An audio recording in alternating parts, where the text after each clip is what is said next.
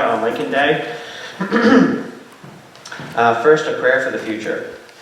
We come together today in thanksgiving for the many blessings we enjoy in this free land, seeking guidance in the difficulties of the present, yet confident that the future holds and will bestow its own abundant possibilities.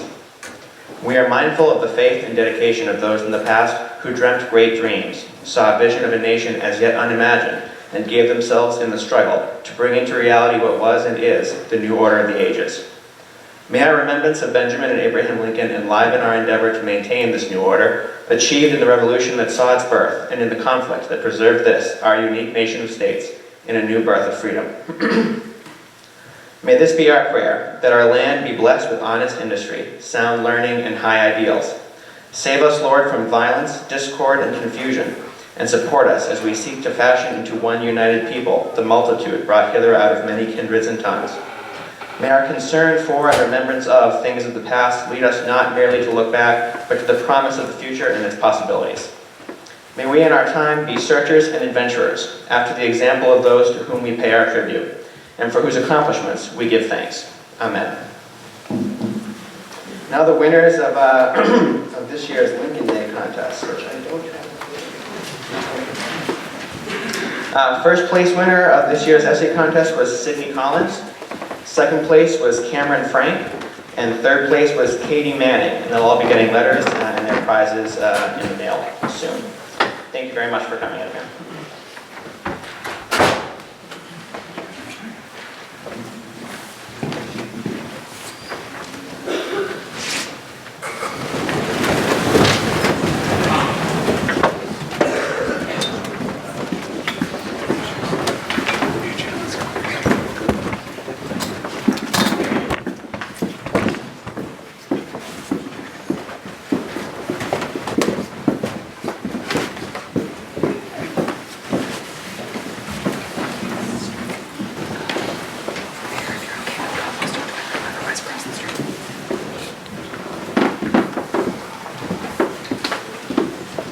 Now we will have the Pledge of Allegiance, led by Colonel Frank Curtis, 3 months retired from the Army after 32 years of service, 3 tours in Iraq, and a Purple Heart.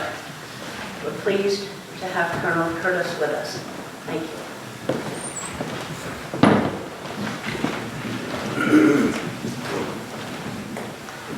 Thank you, Virginia, for allowing me to be here for this fantastic ceremony. On behalf of the Hingham VFW and on behalf of the Hingham Veterans Council, please join me in the Pledge of Allegiance. I pledge allegiance to the flag of the United States of America, and to the republic for which it stands, one nation, under God, indivisible, with liberty and justice for all.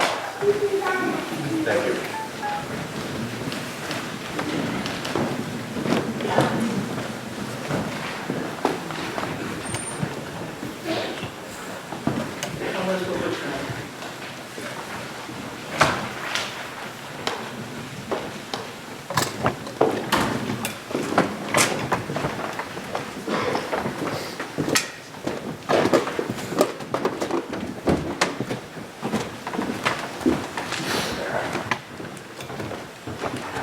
Please be seated. We'd like now, as part of the program, to recognize selected people who have contributed to our community, as we all have, but I want to focus on a few. First, we are pleased to welcome State Representative Joe Massino, our selected Chairman Paul Healy, Harry Powers, Paul Gannon. I'd like to recognize Phil Shute from the Massachusetts chapter of the Society of Cincinnati. I'd like to recognize Captains Peter Hall and Tim Perkins from the Hingham Militia.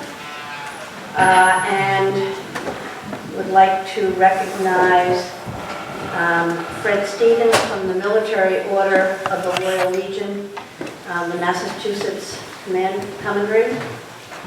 And I would like to recognize Lieutenant Betty White and the 54th Massachusetts Infantry Company A. Thank you very much for being with us.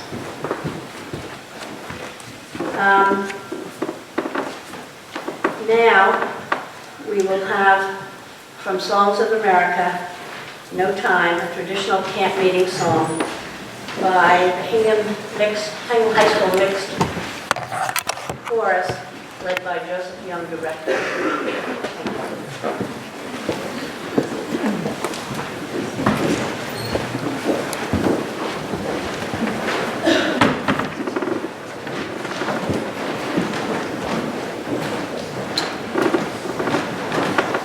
Thank you.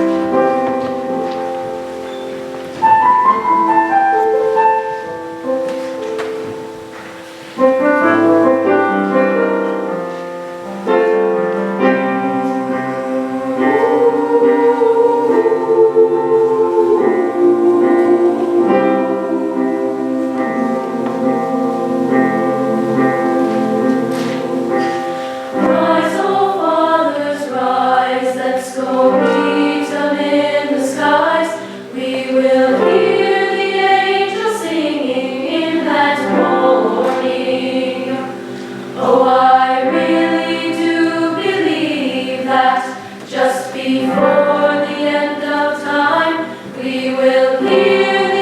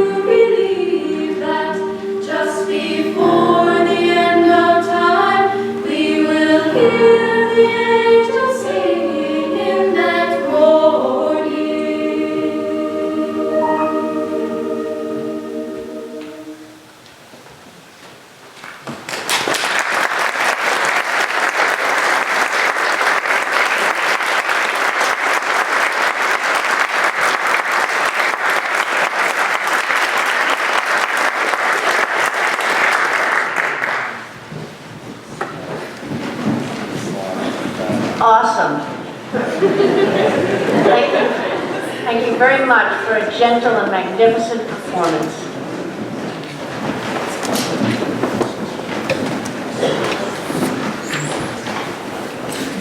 Now I'd like to introduce Chairman Paul Healy to give a Lincoln Day proclamation.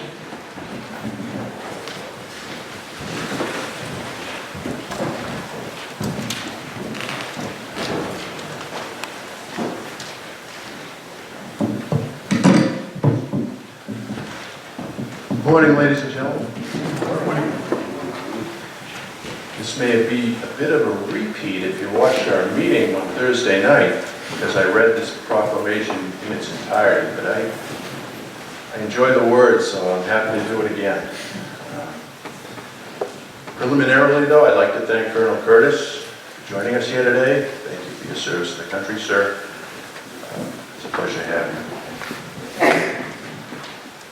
Whereas the town of Hingham was settled in 1635 by a small band of Puritan pilgrims, many of whom came from Hingham, England and environs, and whereas among the descendants of those original settlers were two famous American public figures who shared the common family name Lincoln, as well as a common heritage, and whereas it is a long-standing Hingham tradition to honor and celebrate their birthdays, General Benjamin Lincoln, a lifelong Hingham citizen and hero of the American Revolution, and Abraham Lincoln, our 16th president and the towering figure of the Civil War.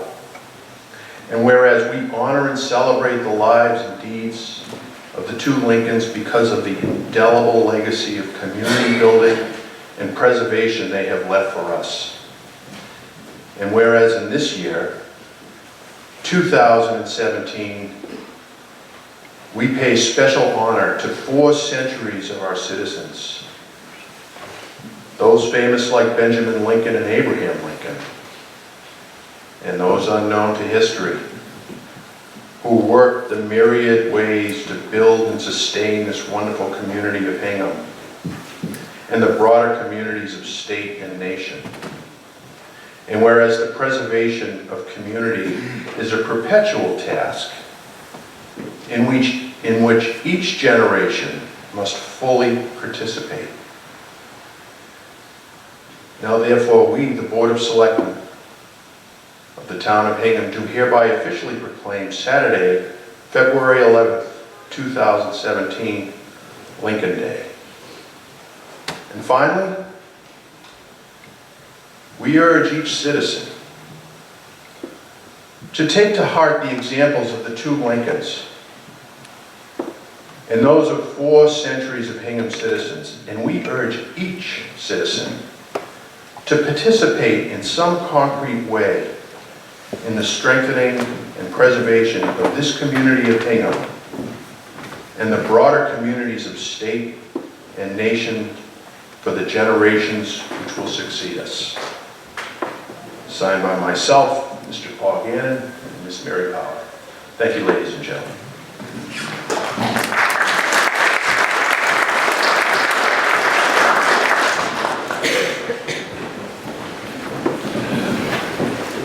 Thank you very much, Paul, Mary, and Paul. Now,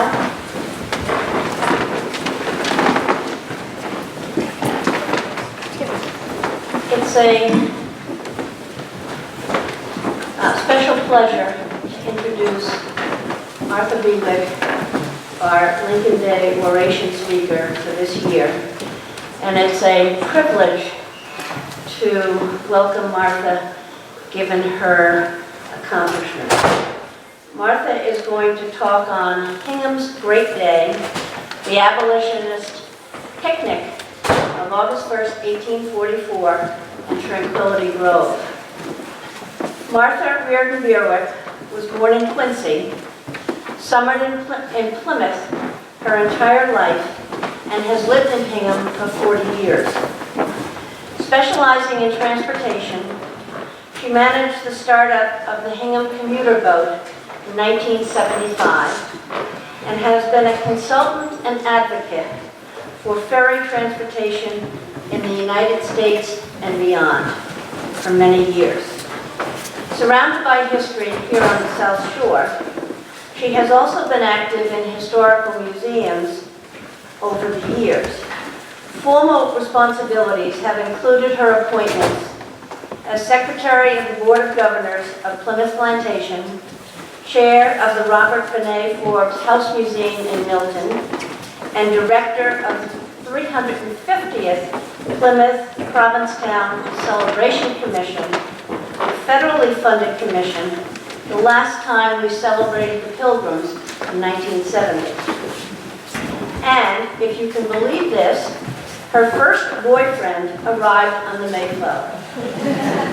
The Mayflower II in 1957.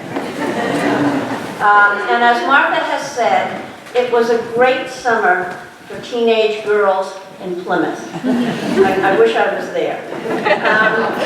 Martha's consultant work with ferry transportation often includes research on the history of routes to be served. Today, Martha writes for the Hingham Journal, sings as a cantor at St. Paul's, and with the Boston Symphony's Tanglewood Festival Chorus. Keeping an eye on the ferries and undertakes historic research, such as this fascinating project for the Hingham Historical Commission. She was married for 15 years to John Bewick, an environmental manager and energy specialist, until his death in 2014. We welcome Martha Bewick.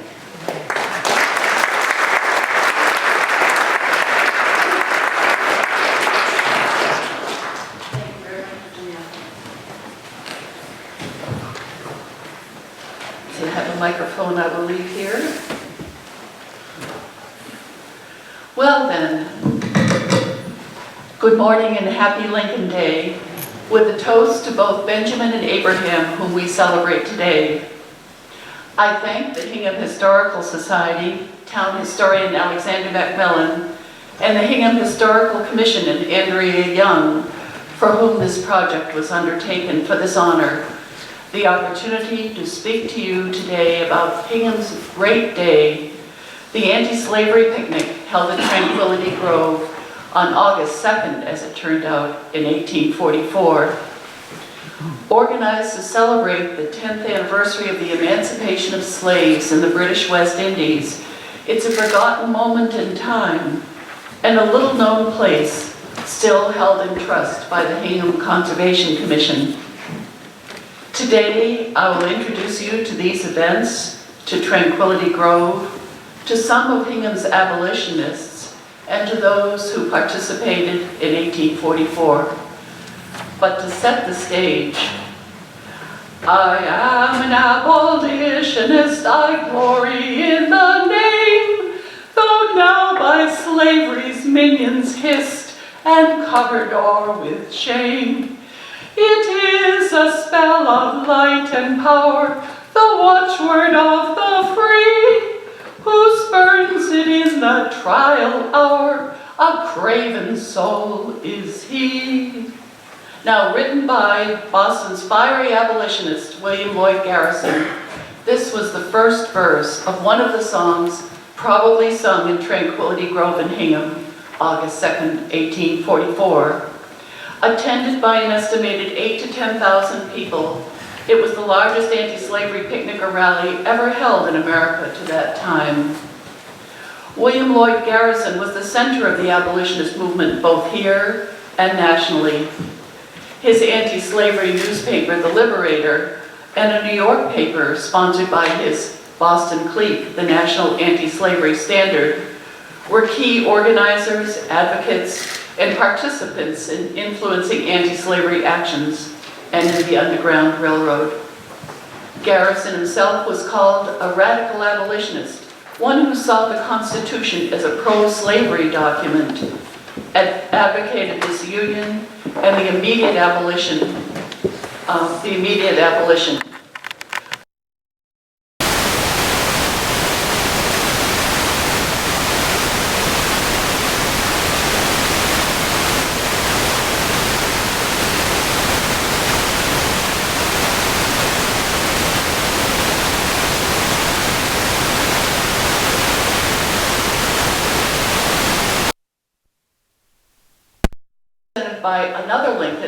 Levi Lincoln, a Worcester attorney and a Hingham descendant, as was Cushing. Justice Cushing wrote, "These sentiments that are favorable to the natural rights of mankind led the framers of our Constitution of Government, by which the people of this Commonwealth have solemnly bound themselves to each other, to declare that all men are born free and equal, and that every subject is entitled to liberty, and to have it guarded by the laws, as well as his life and property. In short, without resorting to implication in constructing the Constitution, slavery is, in my judgment, as effectively abolished as it can be, by the granting of rights and privileges wholly incompatible and repugnant to its existence." That was in the 1780s. Hingham residents who became abolitionists were active in correspondence, in public petitions to the legislature, and in abolitionist event planning. This included 12 women who had met in the vestry of First Baptist Church to form Hingham's Anti-Slavery Society in 1835. Inspired by abolitionist Reverend Oliver Stearns of the Third Congregational Church, now New North Church, who had arrived in Hingham in 1839, segregation was voted out in Plymouth County. Inspired by its anti-slavery committee, practices changed. In the New North Meeting House, Lucretia Leonard, the last black servant to sit in the old slave galleries, came down to the main sanctuary to join her employers, the three Thaxter sisters. This led to some parishioners abandoning the congregation.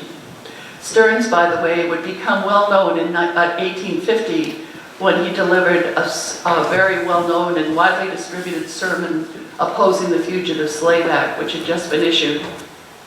So what was the celebration of 1844 all about? Well, in 1833, the British Parliament had voted to free the 800,000 slaves of the British West Indies. This was announced to the public in the West Indies on August 1st, 1834. The action set the abolitionists on fire with new resolve. In 1842, the Reverend Samuel May, Unitarian minister in South Scituate, encouraged celebrations to be held each year to commemorate the West Indies' emancipation, to rival the 4th of July. May, by the way, would eventually move to Syracuse and become an important part of abolitionist efforts and the Underground Railroad there, as well as a champion for women's rights and education reform. And so in 1843, abolitionists in Hingham began to plan a large 10th anniversary celebration of the emancipation of slavery in the British West Indies to take place on the 1st of August, 1844. One reason the event was scheduled to take place in Hingham was due to Sidney Howard Gay, a Hingham son who had joined Garrison in the abolitionists after law school. He'd been recently appointed editor of the National Anti-Slavery Standard in New York. He knew Tranquility Grove and its beauty and suggested it would be an excellent location for the event. And a note here about Sidney Howard Gay. His meticulous records of fugitive slaves whom he assisted in New York were discovered just 10 years ago in the Columbia University archives. The Gay records are key to books recently written about the Underground Railroad and to a new understanding of how slaves were able to escape, their experiences, and how they reached their eventual destinations. Now, Tranquility Grove, chosen to be the site of the Great Picnic, spelled P-I-C, capital N-I-C, was owned by the Thaxter brothers, Henry and Edward, who lived at 135 and 137 Main Street, just up the road a bit. It had been a favorite retreat for townspeople, for Sunday school picnics, lectures, and retreats, and even for moonlight walks. Abigail May, courting Bronson Alcott in 1838, wrote even then of dreamy evenings in Tranquility Grove when she visited Hingham friends. The town began to plan, along with Boston abolitionists who directed the event, along with other rallies, picnics, and fairs statewide.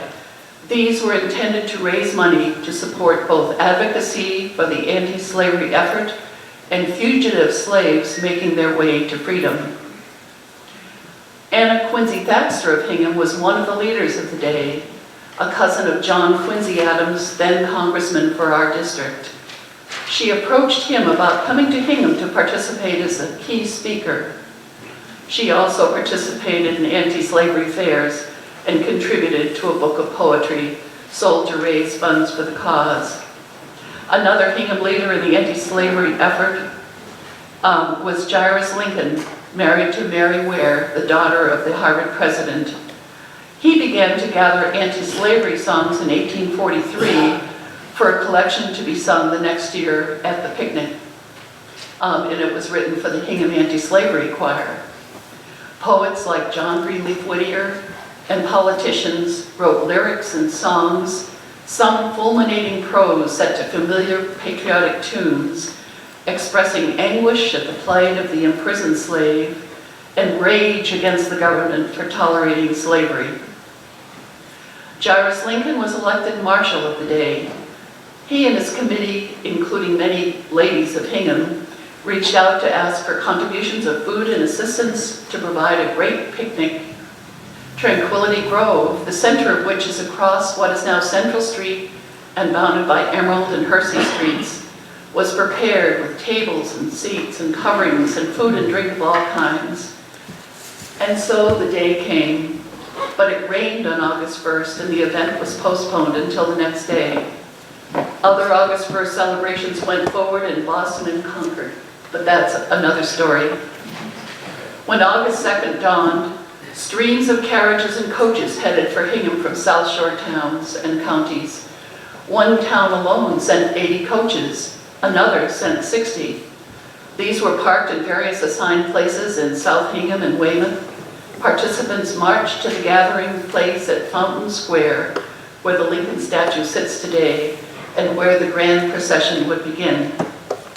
Meanwhile, the splendid and spacious steamboat Portland left Boston's Liverpool Wharf, carrying delegates from Suffolk County, including Garrison, Wendell Phillips, and the core of the Boston abolitionists.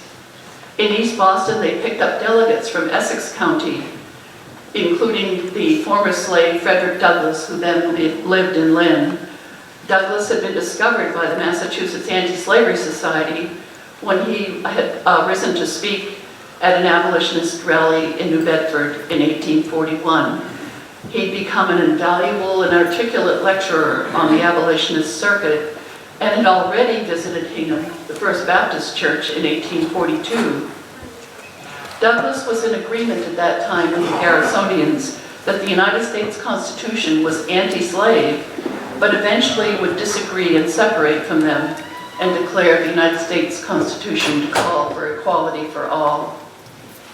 So that day, August 2nd, 1844, the estimated 8,000 to 10,000 participants came to Hingham from the region, from Boston, New York, and Pennsylvania, the outstanding preachers and orators of the day, both black and white.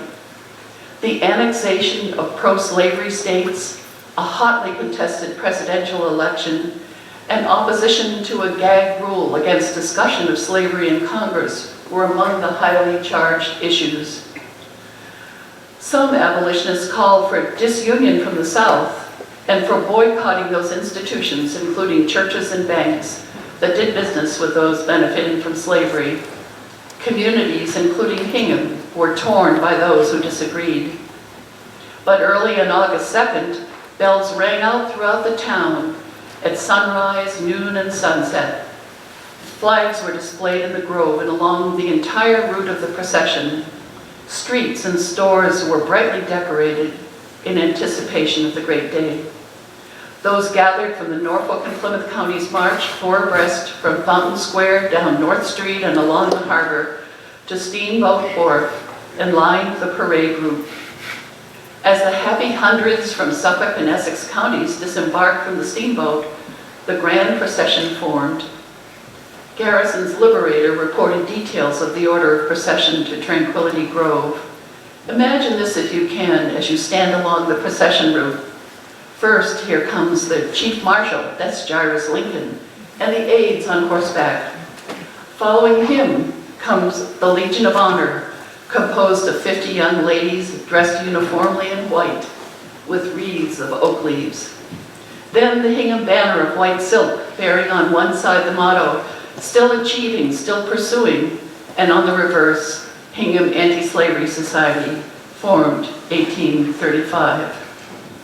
The chronicle of the procession listed the order of the day: Plymouth County towns in alphabetical order with their banners, Essex County towns, Boston, Dorchester, and Norfolk County towns, delegations, banners, as you see behind, and music as described here.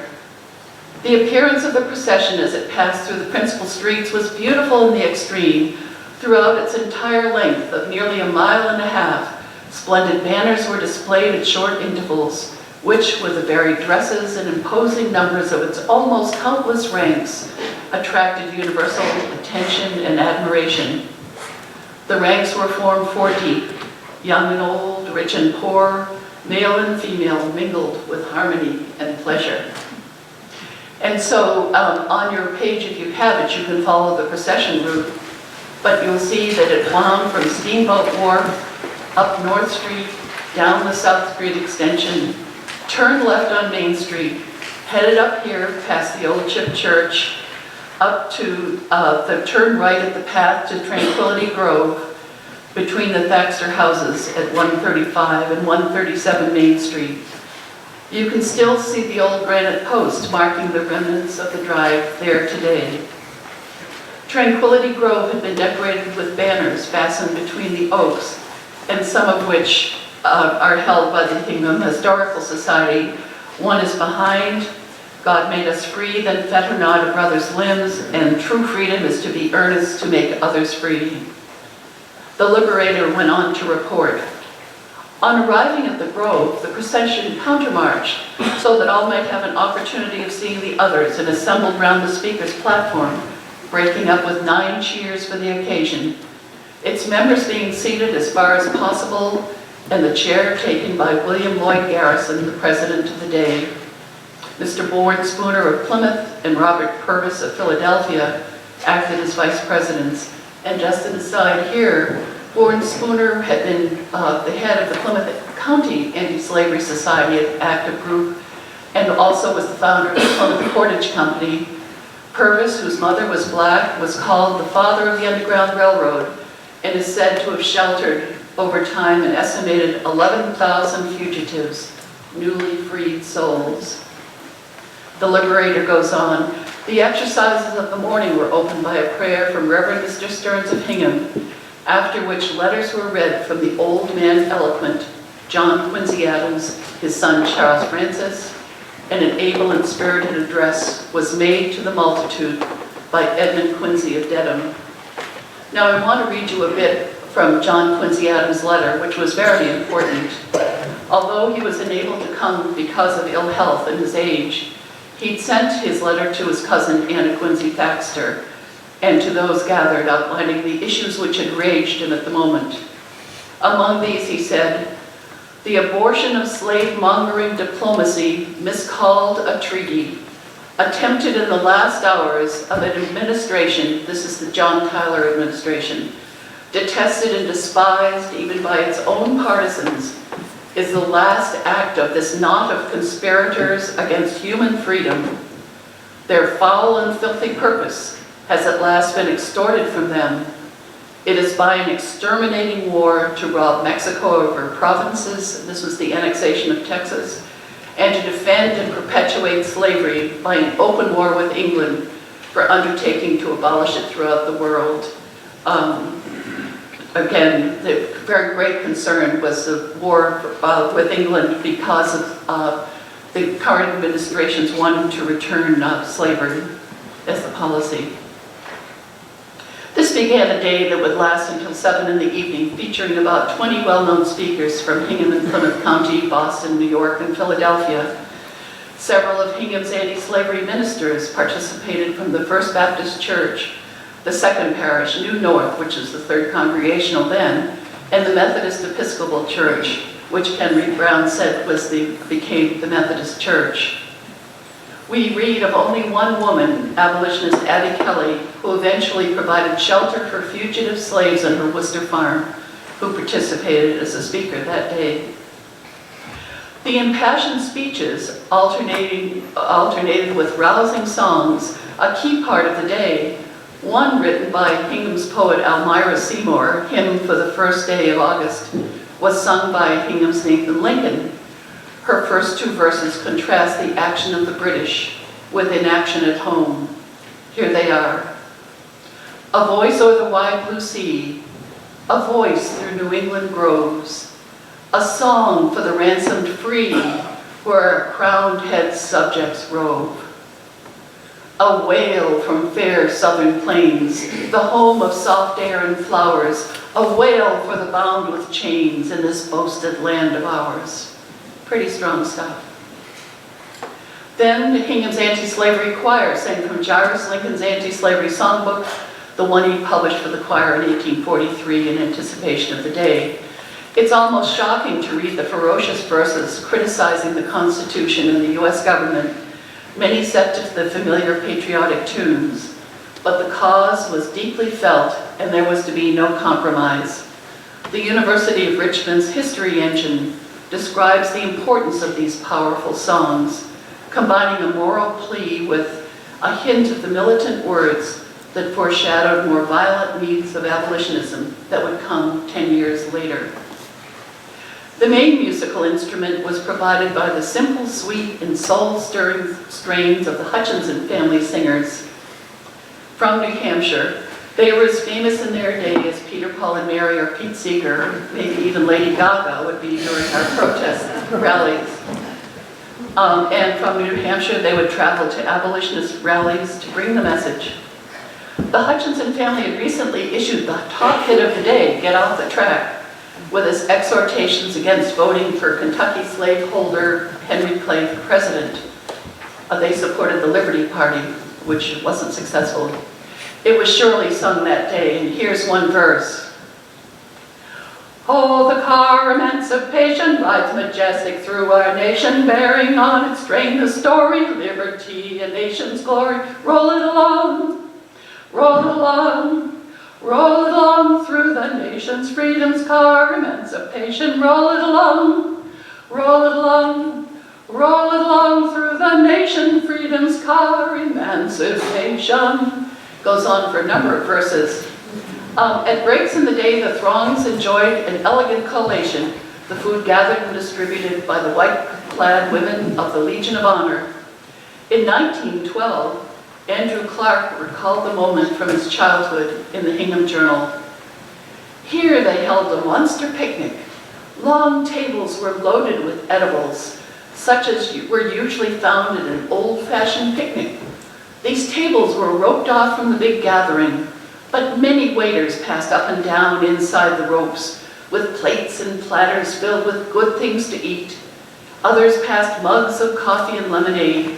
All was eagerly seized and devoured by the people outside the ropes.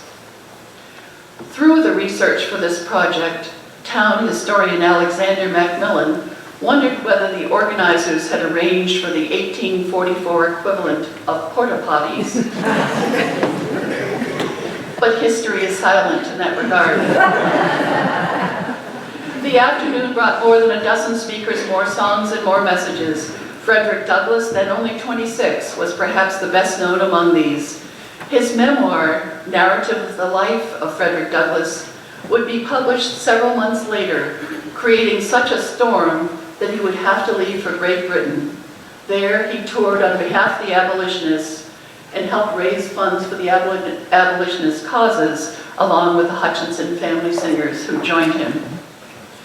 Although we have no records of his word in Hingham in 1844, Douglass said this on another August 1st celebration, powerful words. But on the memorable morning which we are met to celebrate, one bolt from the moral sky of Britain left these blood-stained irons all scattered and broken throughout the West Indies, and the limbs they had bruised outstretched in praise and thanksgiving to God for deliverance. No man of any sensibility can read the account of that great transaction without emotions too great for utterance. There was something godlike in this decree of the British nation.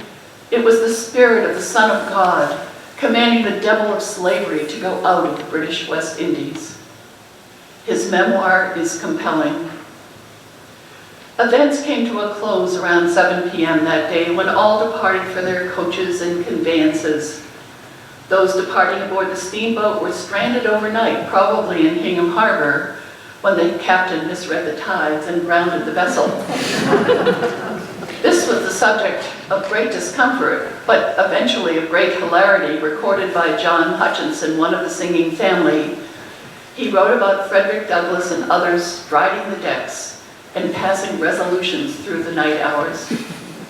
They arrived early in Boston the next day.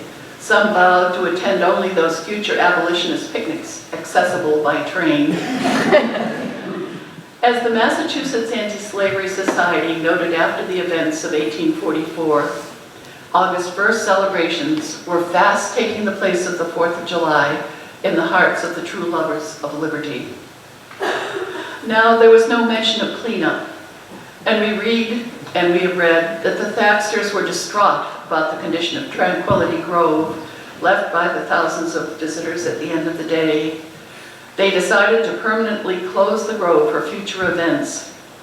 Organizers of a Universalist Sunday school picnic scheduled to be held a month later bemoaned in poetry in the newspaper the cutting of trees and the clearing of the grove as they sought a new location for their picnic atop Baker's Hill. Tranquility Grove itself was partially divided in 1849. Over the next year, Central Street was laid out, separating the former grove from its Main Street access.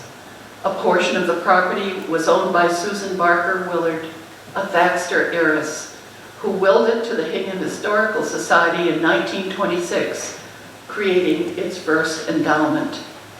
Eventually, the residual property on Emerald Street was sold to Michael Burns, who used part of the site for quarrying and trash disposal.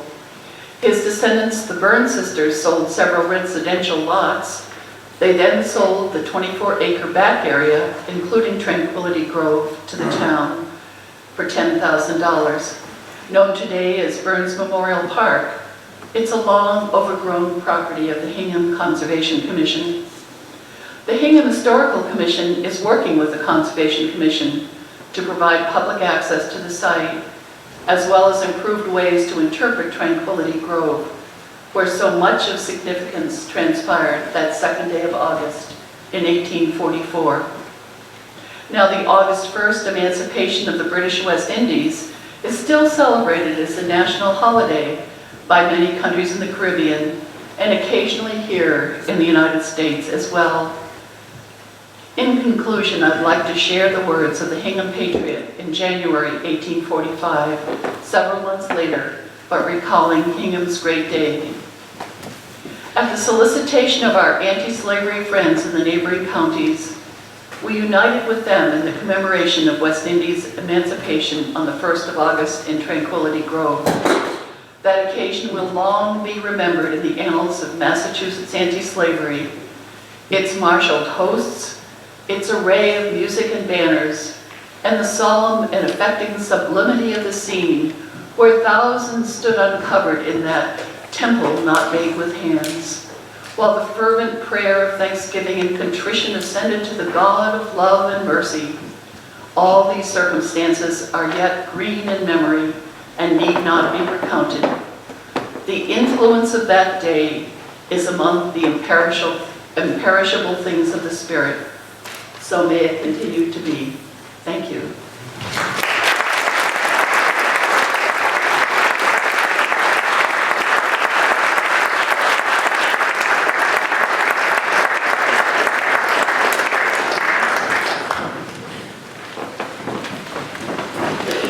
Thanks, Martha, for illuminating the history that is not so well known, and also for telling it in a way that's very vitalizing, both by your words and your song. Music always gives power to words, and thank you.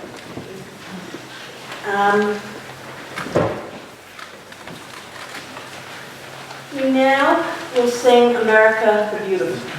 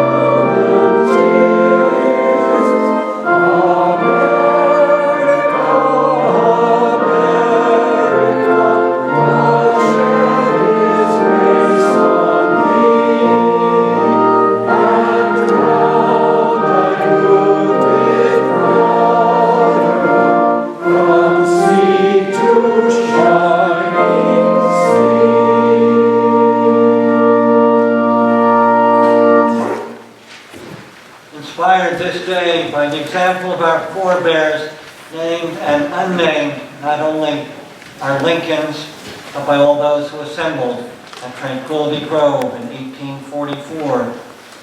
Inspired still by Benjamin Lincoln's courage and dedication, Abraham's compassion and moral vision, again by all those abolitionists of Tranquility Grove working, speaking, singing for freedom. So inspired, may we resolve to be better partners with one another, with all our fellow citizens, our nation, and of the world. In all of our diversity of color and faith and culture, resolved to do our part to help create a society and a world of greater justice, equality, peace, freedom, and welcome to all peoples. A world in which no one is left out or left behind. A world in which we find and create harmony and balance with all life. May it be so. Amen.